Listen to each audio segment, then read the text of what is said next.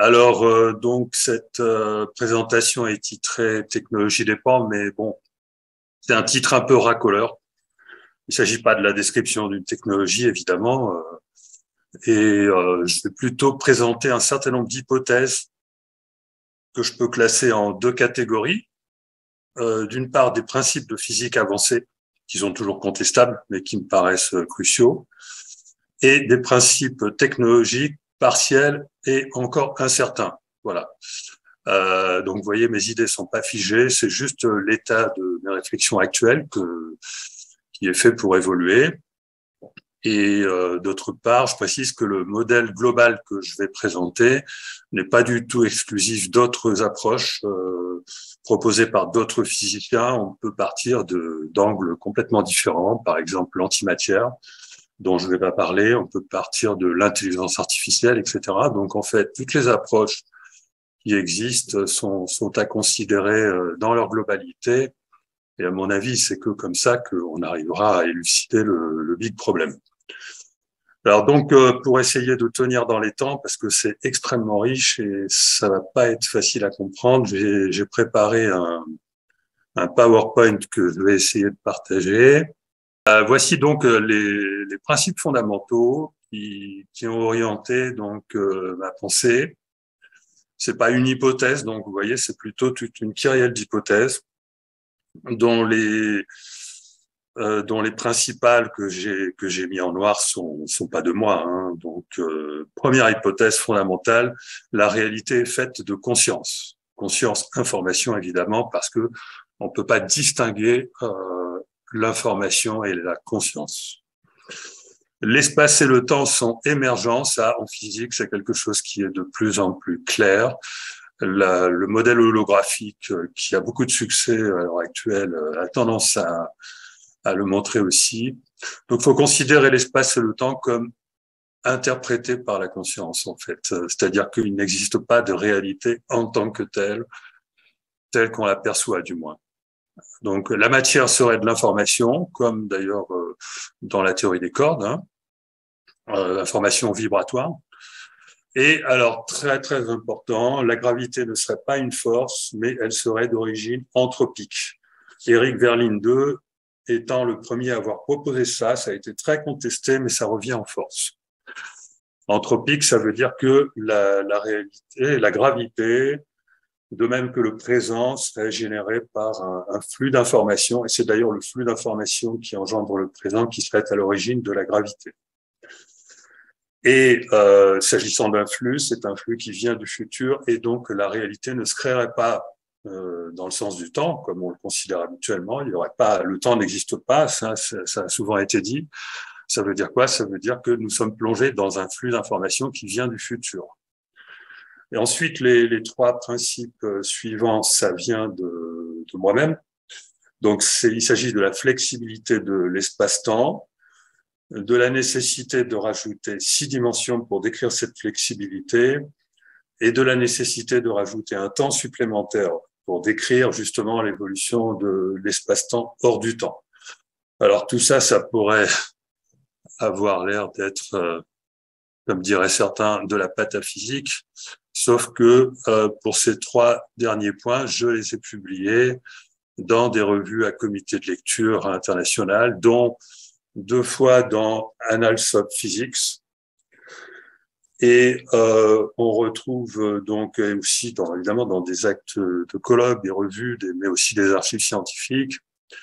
Et pour ce qui concerne les trois principaux dont je parlais, qui sont ma contribution, donc il faut comprendre la notion d'espace-temps flexible. Je vais vous montrer des illustrations, hein, comme le fait que le futur, qui est parfaitement défini comme le dit la théorie de l'univers bloc, malgré tout peut évoluer hors du temps ordinaire.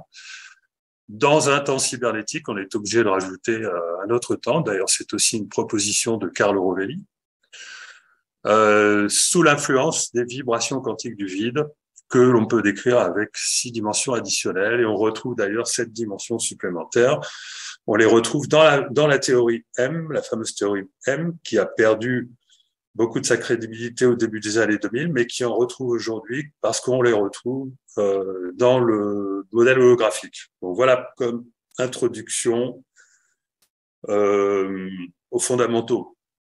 Alors, qu'est-ce que ça veut dire, la flexibilité de l'espace-temps? Ça veut dire que le futur n'est pas quelque chose de figé, même s'il est bien défini.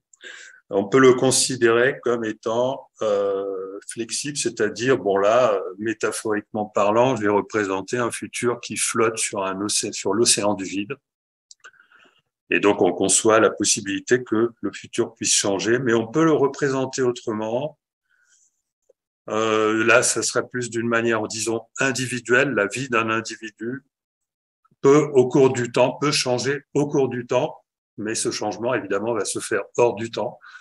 Le temps ordinaire n'étant pas un vrai temps, étant simplement l'espace de tous nos potentiels à vivre, l'espace des potentiels actuels, mais ces potentiels actuels, au fur et à mesure où on avance vers notre futur, ou plutôt le futur vient vers nous, peuvent changer de configuration à la manière, par exemple, de la trajectoire d'un GPS qui pourrait éventuellement changer au cours du temps.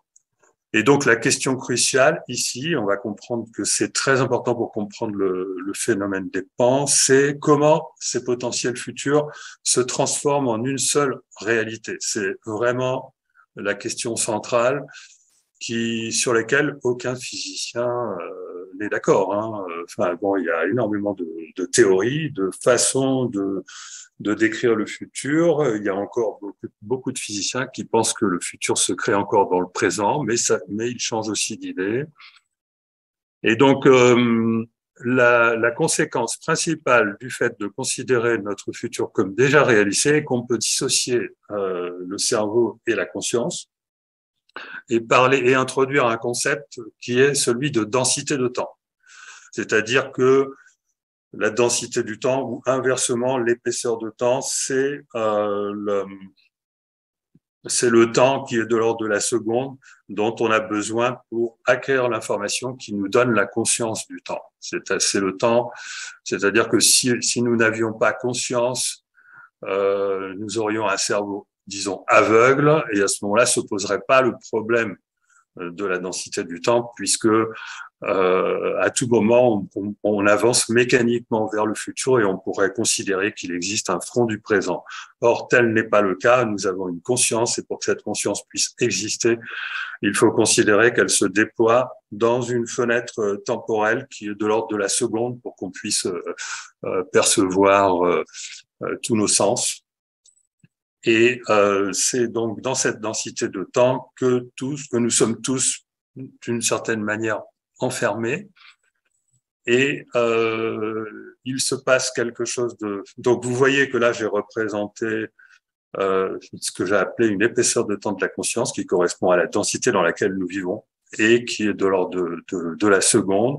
Et il se produit un phénomène, c'est que l'ensemble des potentiels futurs paraissent multiples au niveau de la conscience. Et effectivement, c'est une intuition. Hein. On a toujours la sensation d'avoir un certain libre arbitre, que se présentent à nous plusieurs chemins possibles. Voilà, le cerveau n'aurait pas du tout cette idée-là s'il pouvait avoir conscience. Et donc là, il se passe un phénomène qui est la transformation d'une réalité multiple, d'un multivers de potentialités futures en une seule réalité. Or ça, on sait ce que c'est comme phénomène.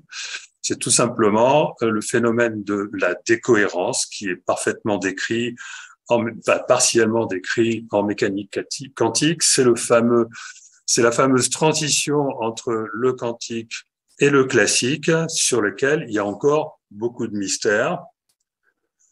Et bien que la décohérence quantique, donc qui permet de transformer des états quantiques simultanés en un seul état, soit quelque chose qui est bien compris, qui a été bien étudié par Serge Haroche notamment, qui a reçu le prix Nobel pour ça, Bien qu'il ait été bien compris, il reste quand même un grand mystère. C'est le problème du choix d'univers dans lequel on rentre à l'issue de la décohérence.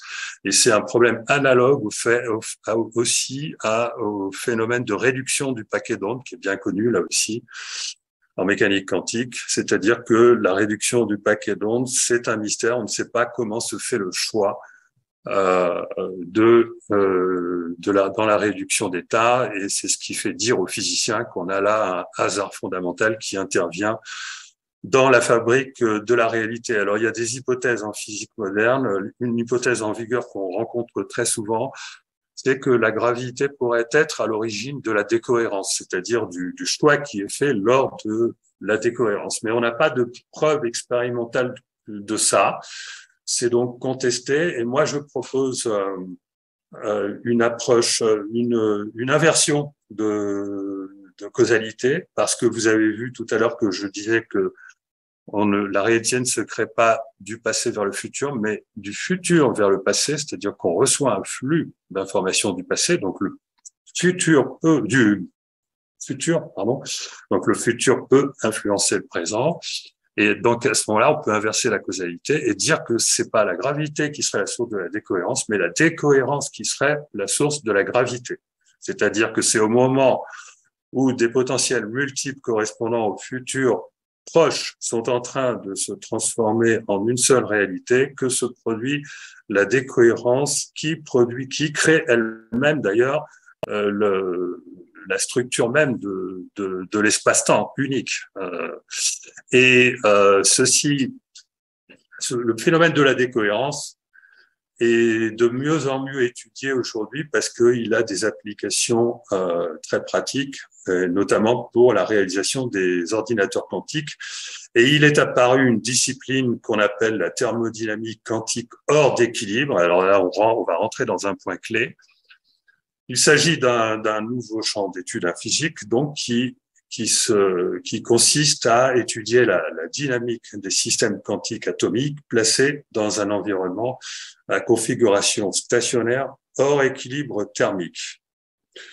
Donc, il s'agit de parvenir, par exemple, à créer des zones de l'espace, pourquoi pas macroscopiques, dans laquelle, par une approche, disons, faisant intervenir la thermodynamique, on arrive à maintenir des états macroscopiques en situation quantique. Et il y a un rapprochement à faire là avec ce que dit le docteur Sarfati lorsqu'il cite le physicien Herbert Froelich, qui m'a beaucoup marqué parce que j'y ai vu là effectivement une confirmation de mes propres idées. Un système de particules correctement pompé loin de l'équilibre thermodynamique peut être mis à l'abri de la décohérence et donc peut être maintenu de façon stable dans un solide état macro-quantique, c'est-à-dire quantique cohérent, donc au niveau macroscopique. Et je pense que c'est le point clé fondamental pour comprendre le phénomène qui nous intéresse. Phénomène qui nous intéresse, donc on parle souvent de métamatériaux constituant les parois de l'engin, et je vais vous expliquer pourquoi je pense que effectivement les parois de l'engin, ce type de métamatériaux, a pour effet de ralentir, voire de supprimer la décohérence en créant justement cet état macro-quantique. Et moi, si je pense que c'est vrai, ça, c'est parce que j'ai étudié la transition classique vers quantique en montrant que à chaque fois qu'on a une interaction, qu'il s'agisse d'électrons, de lumière, de rayonnement, on a une petite perte, une infime perte d'informations. Et donc, si on multiplie le nombre des interactions, on peut avoir une grosse perte d'informations. Et à ce moment-là, le rayonnement extérieur n'est plus en mesure d'assurer la décohérence d'un système. Et c'est probablement ce qui se produit à l'intérieur du métamatériau, c'est-à-dire qu'il y a peut-être une structure fractale, en tout cas complexe, qui peut provoquer pour différentes fréquences cette espèce de perte d'information due à un nombre de réflexions successives, réflexions, diffusions, qui serait assez élevé pour que le rayonnement ne porte plus son information. Et à ce moment-là, pour peu qu'à l'intérieur de l'engin, on émette également un rayonnement de source quantique, par exemple en s'aidant d'un réseau cristallin qui pourrait justement amplifier ce caractère quantique. À ce moment-là, on achèverait d'abriter l'engin de la décohérence. Donc ça, c'est une idée qui me séduit, hein, et d'où il résulte que je soutiens l'hypothèse de la macrobulle quantique, dont que je vais essayer de résumer en quelques points. Donc, la macrobulle quantique, ça consiste à dire que le vaisseau serait, je regarde le temps, ça va. Le vaisseau serait donc abrité par la décohérence et cette macrobulle, elle pourrait largement dépasser la taille du vaisseau, hein. Elle pourrait donc toucher l'environnement du vaisseau. Et qu'est-ce qu'il résulte de cela? Eh bien, il y aurait nécessairement une baisse du flux d'informations, puisque évidemment, ça diminue le flux d'informations, et en conséquence, un temps dilaté. Alors ça, on peut le comprendre mathématiquement, mais on peut le comprendre aussi intuitivement, c'est-à-dire que si le temps est créé par la décohérence, hein, ce qui est mon hypothèse, et que celle-ci reste trop partielle, le temps dans le vaisseau, à ce moment-là, devient dilaté. C'est-à-dire, il ne permet pas la fabrique de l'espace-temps. Autrement dit, c'est un peu comme si le vaisseau restait en grande partie dans le futur. C'est-à-dire que, par exemple, si le temps est dilaté d'un facteur 10 ou 100, ça veut dire que 90 ou 99% du vaisseau reste dans ce que nous, on considère comme étant le futur. Et d'ailleurs, et ça, c'est quelque chose d'intéressant parce que ça pourrait expliquer l'effet Oz. Alors, moi qui ai fait beaucoup d'intelligence artificielle, beaucoup de vision artificielle notamment, je sais expliquer la disparition des mouvements rapides dans un environnement dû à la dilatation du temps. C'est-à-dire que nous, on détecte par exemple un mouvement dans une vision des choses qui a une période de l'ordre de la seconde, mais si notre vision des choses avait une période de l'ordre de 100 secondes ou 1000 secondes, on ne pourrait pas détecter les mouvements rapides. Et à ce moment-là, il serait complètement fondu et les véhicules et les objets mus par le vent disparaîtraient. Et à mon avis, c'est ce qui provoque l'effet Oz. C'est aussi ce qui provoque le fait que le vaisseau peut avoir l'air de se dédensifier, de se dématérialiser, qui peut même se rendre invisible à volonté en jouant sur la densité de temps, hein, puisque en contrôlant le rayonnement intérieur, peut-être qu'il peut jouer sur le degré de décohérence dans lequel il se trouve, et donc il peut jouer sur et se montrer ou ne pas se montrer à volonté. Et comme d'habitude, en fabrique de l'espace-temps, dès que le temps est dilaté, l'espace est comprimé. Et donc, j'ai vu qu'il y avait des témoignages qui disaient ça. Le vaisseau est en réalité plus grand à l'intérieur qu'il ne paraît à l'extérieur. Ça peut aussi expliquer le fait que on ait du mal à prendre des photos de l'engin, parce que si effectivement il se trouve dans une bulle quantique, il se trouve un peu partout à la fois dans cette bulle, sauf peut-être au regard d'un individu qui va un peu agir sur sa position. Et à ce moment-là, les appareils photo ont une vision floue de ce que contient la bulle. Un peu comme avec les interférences en mécanique quantique. Donc, et le fait que le vaisseau ne soit pas intégré au présent, ne soit pas densifié, fait que il ne va pas pouvoir être intégré par la maille de l'espace-temps, c'est-à-dire que la fabrique de l'espace-temps ne va pas pouvoir se faire à son sujet, et donc le vaisseau va rester en dehors de l'espace-temps, donc pas de courbure, donc pas de gravité. Donc voilà, et donc il reste à l'abri de la gravité. Alors maintenant, j'aimerais faire une analogie avec des bulles que l'on connaît très bien en physique, en tout cas qui correspondent à quelque chose de théorique, mais de plus en plus réel. Là, je viens de vous parler d'une bulle potentielle qui correspond à un trou dans l'espace-temps ou à un espace-temps qui n'arrive pas à se former autour d'un engin, mais on peut aussi parler de ces fameux trous de verre qui sont mal interprétés, en tout cas lorsqu'on les dessine de cette manière. Bon, vous avez l'habitude, enfin, je suppose que vous intéressez un peu à la physique, tout le monde a entendu parler des trous de verre et constaté qu'on les représente en forme de poignée de porte. En réalité, qu'est-ce que ça veut dire? Un trou de verre, c'est quelque chose qui relie un point de l'espace-temps, donc un lieu et un temps bien déterminé, à un autre lieu et un autre temps bien déterminé. Et donc là, je parle bien du temps ordinaire.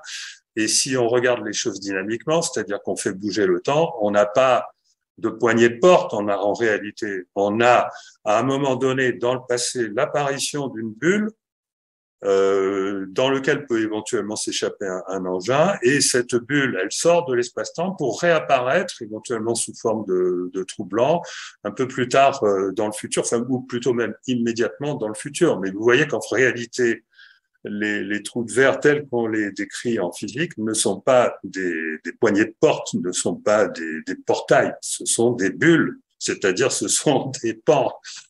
Voilà, je tenais à vous faire remarquer ça. Et une chose qui est très intéressante, c'est qu'on en décrit à tous les étages de la réalité. C'est-à-dire que les trous de verre n'apparaissent pas qu'à l'échelle cosmologique, ils apparaissent, mais de manière théorique aussi, à l'échelle de l'infiniment petit, de la gravité quantique, alors même que l'espace-temps n'est pas encore créé, hein, on n'est même pas dans la fabrique de l'espace-temps. Les trous de verre apparaissent naturellement au niveau de ce qu'on appelle la mousse quantique, hein, c'est la structure infinitésimale de l'espace-temps. Et là encore, ils sont décrits à l'aide de poignées de porte, alors qu'en réalité, on a simplement des gouttes là. Des gouttes, c'est-à-dire que des bulles qui se déplacent dynamiquement, sauf que pour les décrire, il faut introduire un temps additionnel. Tant qu'on n'a pas introduit de temps additionnel en physique, on est obligé de les garder sous forme de mousse quantique et non pas sous forme de mer quantique. En réalité, il s'agit d'un océan quantique extrêmement dynamique, sauf que la dynamique de cet océan du vide se doit d'être décrite à l'aide d'un nouveau temps, d'un autre temps que j'appelle le temps cybernétique. Et donc, vous voyez que les bulles telles que je les ai décrites, ou en tout cas qui s'en rapprochent, parce que là, on n'est pas en train de faire des trous dans la maille de l'espace-temps, on est en train de déformer l'espace-temps pour faire apparaître ce genre de bulles. Et à remarquer que ce soit au niveau de l'entrée-sortie du passé ou du futur, on a dans ce genre de bulle, on a un temps dilaté et un temps et un espace comprimé, là aussi, et une ontologie quantique à l'intérieur du trou de verre hors espace-temps parce qu'il n'y a pas de décohérence possible dans telle situation. Alors, il existe aussi, alors maintenant, on rencontre dans la littérature cette fameuse approche classique de la bulle d'espace-temps qui est dérivée de la métrique d'Alcubierre. C'est une approche classique, c'est-à-dire qu'on ne parle pas du tout de décohérence, on ne fait pas du tout intervenir la mécanique quantique. Et d'ailleurs, c'est pas vraiment une bulle, c'est plutôt une vague d'espace-temps. Et le vaisseau éventuel, l'objet qui se trouve à l'intérieur, ne se déplace pas, n'a pas besoin de se déplacer parce que c'est l'espace qui se déplace. Hein. Par contre, moi, je pense pas que ça corresponde au phénomène qui nous intéresse parce que pour créer ce genre de choses, il faut a priori une énorme quantité d'énergie pour déformer classiquement l'espace-temps. C'est comme, par exemple, pour créer un trou noir, il faut une masse absolument gigantesque, une masse énergie gigantesque, et là, c'est pareil. Et on n'a pas franchement l'impression que les pans déploient ce genre d'énergie. De plus, ça n'explique pas, on voit pas trop comment fonctionnerait le système de navigation de cette chose-là. Et ensuite, ça ne crée pas de distorsion temporelle, ce qui peut être apparemment avantageux, mais en tout cas, ça ne correspond pas aux observations. Au-delà de tout ce qui a été divulgué, officiellement, on observe au niveau du phénomène un certain nombre d'indices de dilatation du temps qui, lorsqu'on les accumule, deviennent absolument indéniables et qui peuvent tous s'expliquer par la dilatation du temps. Les lieux anormalement déserts, je vous l'expliquais tout à l'heure, ça peut s'expliquer par la dilatation du temps. Le silence de l'environnement pour la même raison. Le moteur tout seul remis en marche également parce que il n'y a jamais eu d'arrêt du moteur, mais dans la dilatation du temps, ça disparaît. Mais aussi métal transparent, distorsion du son de la voix, et on connaît aussi les phénomènes d'avancer ou de reculer dans le temps, de missing time. Et parallèlement à ça, sachant que c'est lié, hein, la disparition de la gravité et la dilatation du temps sont liés pour les raisons que je vous ai déjà indiquées. Donc, on a des déplacements anti-gravité, disparition fuite instantanée. Bon, mais je ne vais pas insister là-dessus, c'est quand même, je crois que c'est assez connu. Et donc, mon hypothèse sur l'entrée-sortie d'un UAP, c'est que donc les UAP passent ils passent par une situation qui peut être hors espace-temps, ou en tout cas, même s'ils viennent d'ailleurs, même s'ils viennent d'une autre densité, d'une autre planète, pourquoi pas, ou même de la Terre dans le futur, ils ont quand même besoin de passer par le futur pour venir nous rendre visite, parce que le passé, il est trop. Pour comprendre ce phénomène, il faut faire intervenir la flexibilité de l'espace-temps, c'est-à-dire que vous allez remplacer un futur où il n'y a pas d'atterrissage, d'apparition d'engin par un futur où il y a l'apparition d'un engin, et comme il vient d'en dehors de l'espace-temps, ça peut pas s'expliquer par la causalité, et il faut faire intervenir un passage par le futur qui ne vient pas se densifier totalement, mais qui conserve une densité dilatée de manière à rester en gravité nulle. Et vous voyez que donc on a un phénomène de dédensification nécessaire quand même pour que l'OVNI, le pan, puisse se rendre visible, et pour qu'il puisse lui-même voir ce qui se passe et éventuellement interagir avec l'extérieur, parce que sinon il ne verrait pas grand-chose.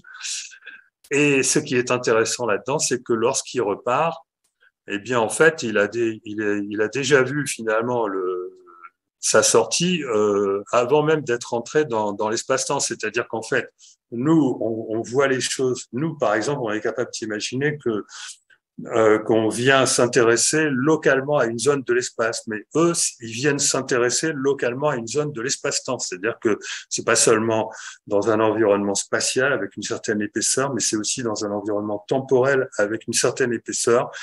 Donc, ils vont se rapprocher de cet environnement temporel, et donc ils vont forcément voir de loin le futur par lequel ils vont s'enfuir après. Donc, c'est ça qui va peut-être expliquer l'élusivité du phénomène, c'est-à-dire le fait qu'il laisse très rarement des traces. Voilà. Et maintenant, dernier point fondamental, c'est le lien entre le phénomène et la conscience, parce que bon, tout le monde maintenant a à peu près compris que les UAP sont fortement liés à la conscience, hein, ils interfèrent avec la conscience humaine.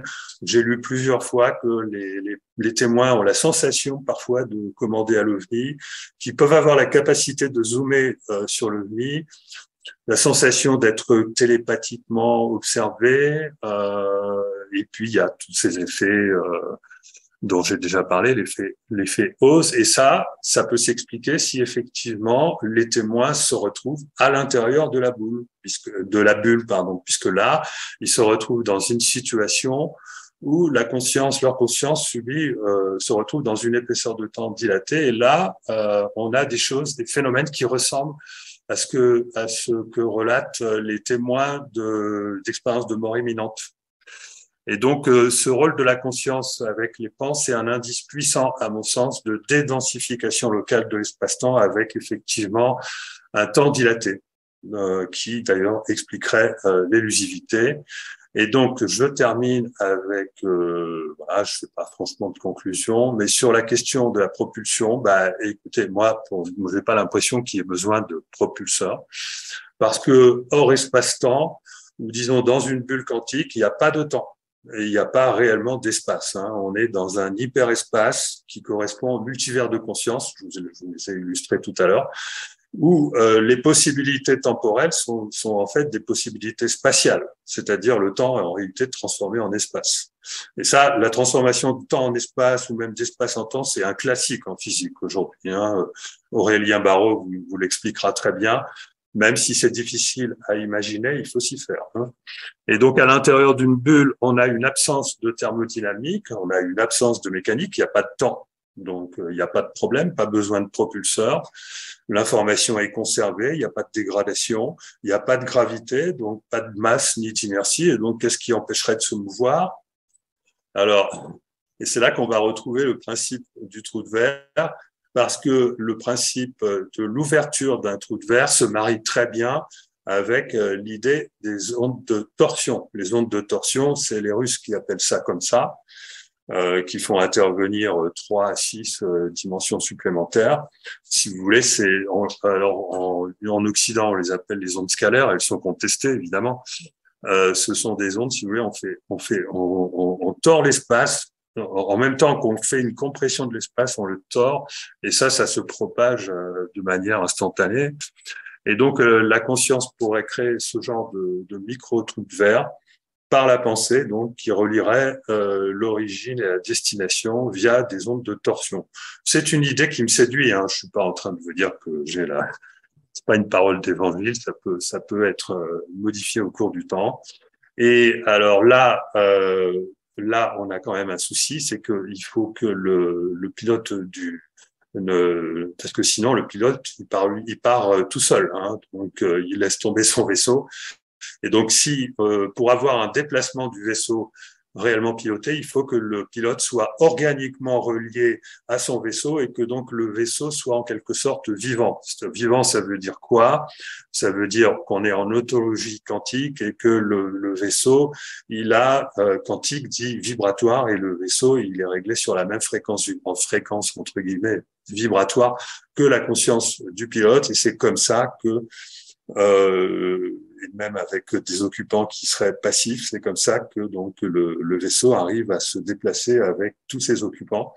Contrairement à certains, je ne pense pas que on ait là affaire à une intelligence artificielle consciente. Je pense qu'on a affaire effectivement à une information vibratoire étendue à tout le vaisseau, qui est bel et bien une information liée à la conscience, mais c'est pas parce que on a une information de la conscience que cette information est consciente. Elle peut sembler l'être, mais enfin, bon, de là, je trouve que c'est assez réducteur de dire que un vaisseau pourrait être conscient, mais peut en avoir l'air.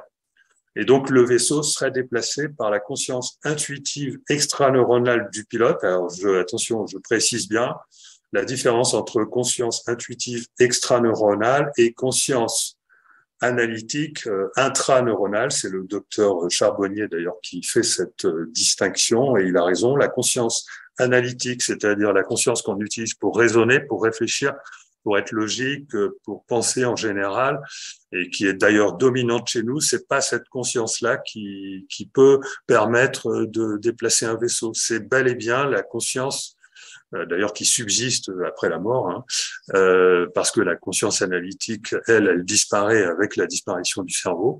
Donc c'est bel et bien la conscience intuitive extraneuronale, celle qui intervient d'ailleurs dans les perceptions extrasensorielles, qui d'ailleurs c'est en développant les perceptions extrasensorielles qu'on peut devenir pilote d'un vaisseau, à mon sens. Et voilà comment ça fonctionne. À mon avis, ça c'est que pour les petits vaisseaux. Désolé pour la science-fiction. Et les grands vaisseaux feraient évidemment appel à des technologies bien plus complexes, mais qui dépassent complètement notre entendement. Donc voilà l'étendue de mes réflexions aujourd'hui. Désolé pour le caractère un peu excessivement perché, mais voilà, je vous remercie.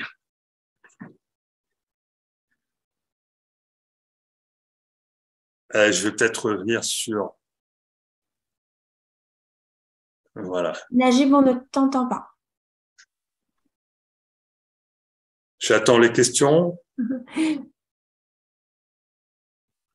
Oui, alors, donc Philippe, on va poser une question du public, une question de Martin. Certains expérienceurs de MI ont eu des visions du futur et ont appris qu'il y avait d'autres civilisations dans l'univers et que leur ressenti du temps était modifié. Cela a-t-il un rapport avec cette bulle quantique commun aux ovnis? Oui, je l'ai expliqué. Alors, moi, je rentre pas dans cette histoire de civilisation, etc. C'est volontaire, hein, parce que déjà, c'est assez perché ce que je raconte. Mais bon, si c'est vrai, oui, bien sûr que c'est lié à la dilatation du temps, c'est lié à, comme je l'ai expliqué, je pense avoir été à peu près clair là-dessus. J'ai mal compris la question. Je, je vais poser ma question, Philippe. Vous m'entendez bien, Oui. c'est bon? Ok, Oui. super. Alors oui, j'ai une question à te poser qui est en rapport un peu avec ce que Jacques Vallée va ce dont Jacques Vallée va nous parler. Est-ce que ton hypothèse rentre dans le cadre de qu'on puisse supposer que des crashs d'OVNI puissent avoir lieu? Voilà. Est-ce que la dimension matérielle du phénomène OVNI est admissible par ton hypothèse? Est-ce que le phénomène serait en partie immatériel et matériel? Est-ce que tu peux répondre à cette question, puisque c'est une question que beaucoup de gens se posent? Oui, oui. Ben, pour moi, le phénomène, il est à la fois matériel et non matériel. Il est matériel quand il se densifie et il n'est pas obligé de se densifier lorsqu'il peut aller jusqu'à se densifier dans notre densité, auquel cas il aura besoin d'une technologie qui lui permette de repartir. Et donc, parce que l'avantage de ne pas rester dans notre densité, c'est l'antigravité. Après, sinon, il faut avoir une technologie pour générer l'antigravité, enfin pour pour recréer cette bulle quantique à l'intérieur du vaisseau. Ça peut passer par des réseaux cristallins. Je ne sais pas exactement. Là, moi, je suis un peu limité. Mais oui, non, le phénomène est complètement matériel. Et alors, le problème, c'est que quand il est matérialisé, là, il peut laisser des traces. Mais à mon avis, il fait ça rarement. Bon, s'il y a eu des crashs, dans ce cas-là, il peut laisser des traces. Mais que je n'ai pas dit tout à l'heure que l'élusivité, j'ai dit que l'élusivité, c'est-à-dire le fait qu'on ne trouve pas de traces, correspond seulement aux vaisseaux qui sont pas complètement densifiés, c'est-à-dire qui restent en temps dilaté. Donc là, ils sont à l'abri de laisser des traces. Mais mais il peut y avoir des accidents. À ce moment-là, ils se densifient et dans ce cas-là, ils peuvent laisser des traces. Et donc, ils sont très matériels. Ok. Alors moi, ma question, elle est simple, Philippe, parce que c'est une question, à mon avis, que tout le monde se pose, et je vais être assez direct. Quelle est ton hypothèse? Quelle hypothèse est en ta faveur pour expliquer ces manifestations d'OVNI? Aujourd'hui, on n'en sait rien. On est bien d'accord pour dire je pense que la plupart des gens sur Terre ne savent pas ce qui est à l'origine de ce phénomène. On va rester humble et modeste. Néanmoins, voilà, quelle hypothèse tu privilégies? Voilà, est-ce que tu peux nous en parler? Bon, il y a clairement une intelligence qui intervient. Après, moi, si on rentre dans l'exposé de mes idées personnelles, est-ce que je crois aux extraterrestres? Oui, bien sûr, parce que là, on sait aujourd'hui que l'univers est extrêmement riche en possibilités de planètes habitables, etc. Maintenant, il faudrait considérer les choses avec l'idée qu'on peut beaucoup plus facilement qu'on ne le pense relier des planètes. Hein. On n'a pas de problème avec, on n'a plus le barrage de la vitesse de la lumière avec le genre de technologie dont je vous parle là. La vitesse de la lumière ne représente absolument plus un problème, et donc ça veut dire que nous avons évolué dans l'univers en ayant des contacts sans arrêt avec d'autres types de civilisations. Ce serait ridicule de penser qu'on serait la plus évoluée. Et donc, ça veut dire quoi? Ça veut dire qu'il y aurait un effet qu'on pourrait qualifier de darwinien, et qui ferait qu'il y aurait une espèce privilégiée qui pourrait peupler toute la galaxie, hein, et pas seulement la Terre. Et donc, ça veut dire quoi? Ça veut dire que les extraterrestres seraient pas forcément des êtres biologiques aux formes absolument extravagantes qui feraient peur, mais probablement des humanoïdes comme nous.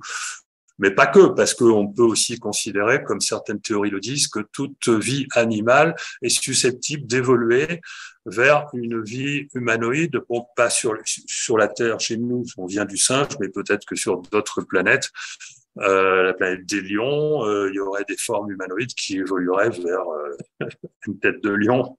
Voilà, enfin, c'est un peu mes idées. Donc, il faut s'attendre à ce que on n'ait pas tant de différence que ça avec les conducteurs de ces engins, que ce soit à peu près tous, qu'ils aient tous plus ou moins la forme humanoïde, qui serait en gros une forme dominante dans la galaxie, mais que quand même, on aurait quand même des dissemblances. Voilà, et puis il y aurait forcément des êtres beaucoup plus évolués que nous qui, voyant qu'on n'a pas compris la nature de la réalité et qu'on a besoin d'évoluer à notre manière, à notre rythme, il faut surtout pas interagir avec nous, il faut nous laisser évoluer tranquillement jusqu'à ce qu'on prenne conscience de la véritable nature de l'humain et de la réalité, ce qui expliquerait le fait qu'on nous laisse tranquille et qu'on attend que nous en arrivions à un stade suffisamment avancé pour démarrer le contact. Et donc, s'il n'y a pas de contact, à mon avis, c'est de la volonté même des êtres avec lesquels on est voué tout de même à se rapprocher dans le futur. Merci Philippe. J'ai juste une question que Pierre Massias m'envoie en privé. Il me dit, si j'ai bien compris, vos hypothèses justifieraient des déplacements dans le temps, mais qu'en est-il des déplacements dans l'espace? Pour moi, les déplacements dans l'espace, ça se fait pas, quoi. C'est forcément que des déplacements dans le temps. C'est-à-dire, le temps n'est pas. Mais alors, quand je dis déplacement dans le temps, vous avez remarqué que je parle quand même de fabrique du présent. C'est-à-dire que la notion de présent serait quand même en partie valable, même si le futur est déjà réalisé. Et donc, il n'y aurait pas forcément d'intérêt à aller visiter notre futur à partir du moment où notre futur est susceptible de changer. On pourrait se retrouver dans une réalité instable. Et donc, c'est quand même pas évident que nous soyons visités par des terriens du futur, bien qu'on puisse l'envisager. Je pense qu'on est plutôt visité par des habitants d'autres planètes qui peuvent se trouver à des dizaines d'années-lumière ou beaucoup plus, je ne sais pas. Et quel crédit accordes-tu à l'hypothèse développée dans le film Interstellar très rapidement? Dans Interstellar, c'est très intéressant, Interstellar, parce que ça montre que effectivement, les voyages dans le temps, la physique nous montre que les voyages dans le temps sont incontournables. Si vous vous rapprochez d'un trou noir, vous voyagez dans le futur. Voilà, ça c'est quelque chose et vous changez même votre densité de temps. Lorsque vous êtes auprès d'un trou noir ou lorsque vous allez très vite proche de la vitesse de la lumière et que vous faites demi-tour, vous voyez la vie évoluer sur la Terre à une vitesse faramineuse. Vous vous retrouvez dans une autre densité de temps. Donc la notion de changement de densité, elle est incontournable. On peut pas, et je ne vois pas pourquoi, et je viens d'expliquer pourquoi on pourrait envisager qu'il existe une technologie qui profite de ce changement de densité pour se rendre invisible, insensible à la gravité, etc. Ça implique de voyager dans le temps, mais pas nécessairement d'aller dans notre futur parce que ça pourrait être instable. Et ce qui est intéressant, c'est d'observer l'évolution d'une espèce comme la nôtre. Merci Philippe. Je laisse Marie-France poser une question du public de Nicolas. Marie-France? Oui, on ne t'entend pas. Je la pose. Quelles sont les prédictions falsifiables de votre théorie? Quelles sont les différences entre votre approche et celle de Roger Penrose? La gravité produit la décohérence. Quel impact sur les processus biologiques ADN à l'intérieur de la bulle? D'accord.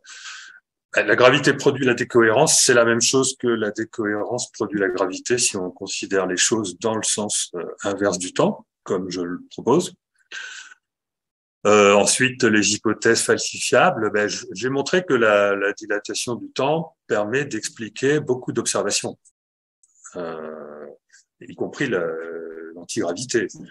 Dans mes fondamentaux en disant que tout est conscience, finalement, en fait, moi, je considère que notre situation au sein d'un espace-temps qui ressemble à une sorte de matrice, d'ailleurs, finalement, c'est quelque chose qui est un cas particulier d'existence dans l'univers et qu'on vit dans un univers qui est beaucoup plus immensément vaste et que le moyen normal de se déplacer, c'est de se déplacer par la conscience, c'est-à-dire que l'espace n'existe pas en tant que tel, et dans l'hyperespace, il existe un multivers de potentialités dans lesquelles on se déplace par la conscience, c'est-à-dire que c'est l'intention intuitive, hein, c'est l'intention qui génère l'adresse de destination.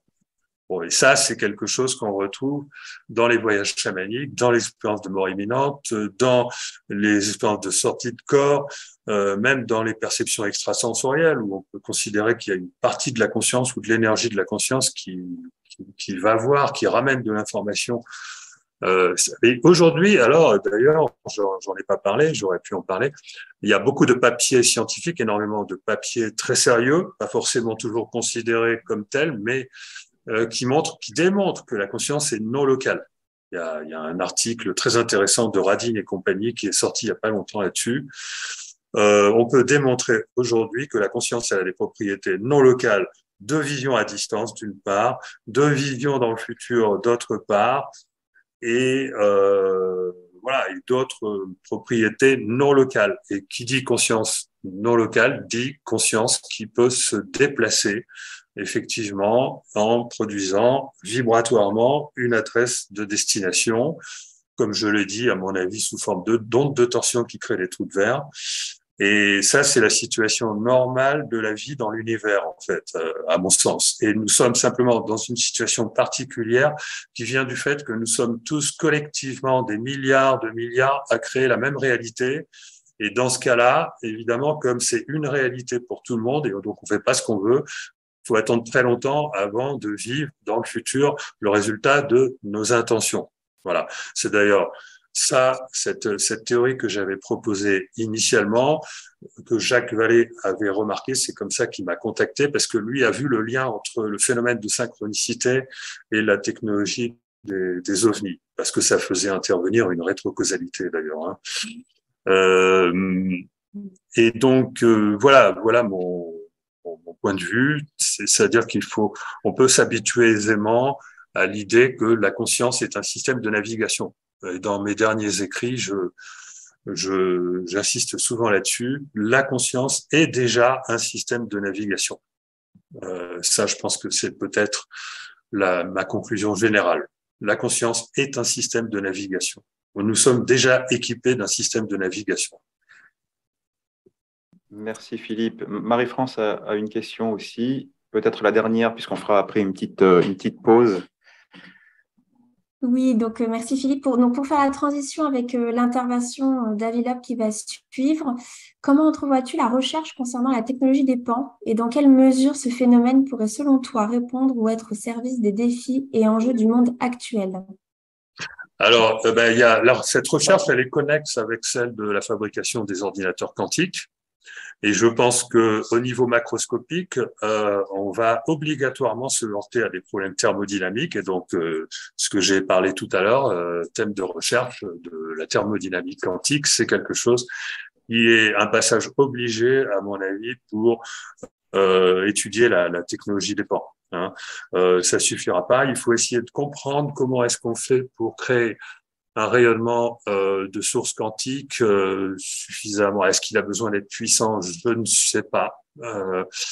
Alors, est-ce que il faut passer par un réseau cristallin? Je le subodore parce que j'imagine très bien qu'un rayonnement qui pénètre un réseau cristallin peut être réfléchi et diffusé simultanément par différentes mailles du réseau et ainsi créer un rayonnement quantique. Et si effectivement on a ce genre de source à l'intérieur d'un vaisseau, ça peut aider à faire en sorte que ces parois soient inclus dans la bulle.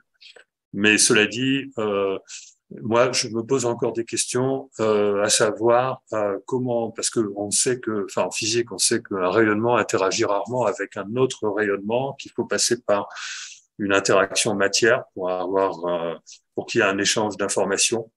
Et c'est à ce niveau-là, c'est au niveau de l'interaction matière, de l'échange d'informations qui a lieu dans l'interaction rayonnement-matière, qu'il y a des progrès à faire, des progrès de compréhension de physique fondamentale à faire de physique de l'information. Hein, parce que les physiciens aujourd'hui ne sont pas assez sensibles au fait qu'il y a cette fameuse perte d'information dans les interactions. C'est quelque chose qui empêche de faire évoluer la physique, hein, parce que ça engendre d'ailleurs, c'est la clé de l'indéterminisme.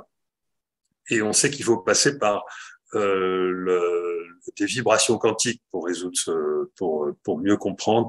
Mais ça, ce sont ça reste assez flou, voilà, et donc c'est un peu compliqué. Bon, mais l'interaction rayonnement-matière, d'une part, avec une approche de physique de l'information, et d'autre part, la thermodynamique quantique hors d'équilibre sont les deux domaines dans lesquels il faut travailler pour arriver un jour à développer cette technologie, à mon sens.